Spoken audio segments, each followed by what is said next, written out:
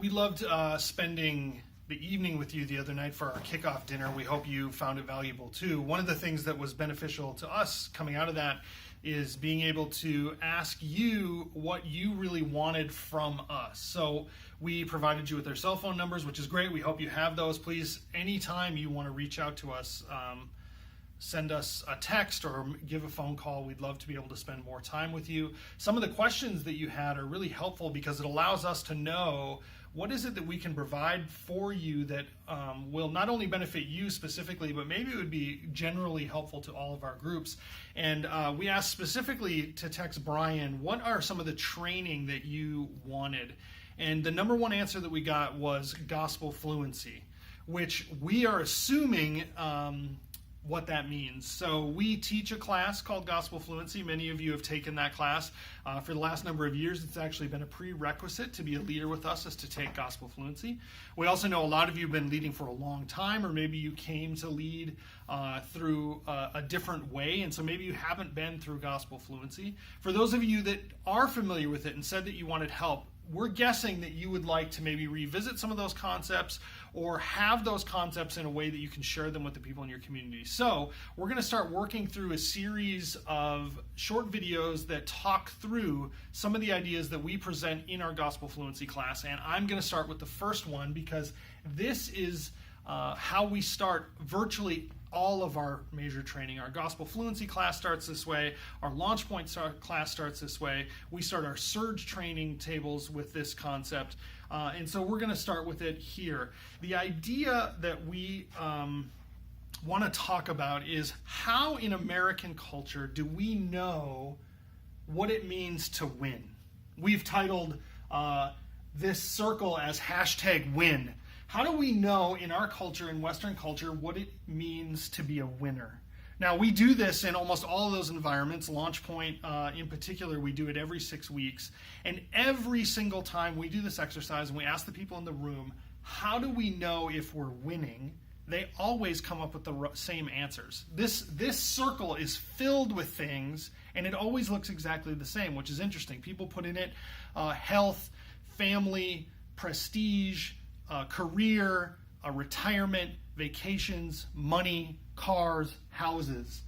And every single time it always fills up with the exact same information. And the question that we ask is, how do we know, without us discussing it, and over years and different groups of people coming together, how in the world can we all possibly end up with the exact same definition of winning? They don't hand it out to you when you're born. Nobody stops by with a book that defines winning, and yet we all know what it is. Well, we are firmly convinced that the reason that we understand that is because our culture and all cultures are shaped by stories. And stories do their best to inform us about what we should value and what we should pursue in life. And so if we look at the American stories that inform us, these are stories that shape the way we view the world and what we should be aiming for to know that we're a winner. So when we look at our movies, our television, our advertising, our books, our magazines, our music, even the fairy tales we tell ourselves, The Little Engine That Could tells the story of the individual who, when he tries hard, can achieve anything on his own. That's an American story that shapes what we know about this. We value things like autonomy. We value things like consumption, comfort, security. These are things that as Americans we are taught to value because of the story that we in. And this story, whether you are aware that it exists or not, is an overwhelming torrent, a stream, a river of ideas that reinforce what we should all be chasing in the world. And if I said to you, if you could talk to me back through the video, what should go in this circle, you would have come up with the same answers as everyone else. It's not magic. It's culture. That's the way that it works. Now, here's the deal.